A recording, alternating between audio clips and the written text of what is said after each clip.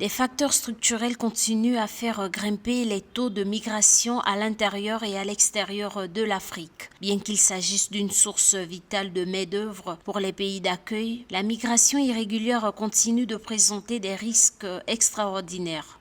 Malheureusement, le débat est interrompu parce que certains profitent des réseaux criminels pour faire passer les migrants et donc nous devons à tout prix entreprendre des actions pour avancer, progresser. Pour cela, il faut bien identifier, diagnostiquer les raisons principales de la migration et y répondre. Selon l'Agence des Nations Unies pour les réfugiés, en 2022, plus de 100 millions d'Africains ont quitté leur foyer, fuyant les conflits, la violence, les violences des droits de l'homme et les persécutions. La plupart de la migration en Afrique s'oriente vers les centres économiques du continent, une tendance qui devrait perdurer avec l'intégration grandissante des économies régionales. La migration africaine poursuit depuis 20 ans une tendance à la hausse. Le niveau record de 40 millions de migrants africains constitue une augmentation de 30% depuis 2010. Étant donné des facteurs moteurs toujours forts, cette tendance haussière devra continuer en 2024.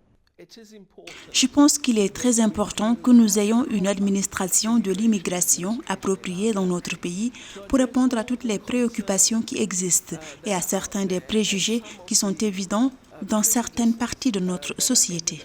L'Union africaine a donc mis en place le cadre de politique migratoire pour l'Afrique ainsi que son plan d'action. Le dispositif couvre les différents défis du processus migratoire allant des causes originelles à ses interactions avec le développement.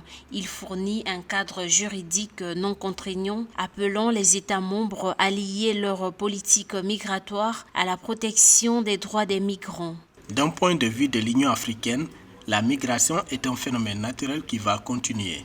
C'est pour cela que nous sommes engagés avec la diaspora, avec le secteur privé pour faciliter le retour et la réintégration des migrants.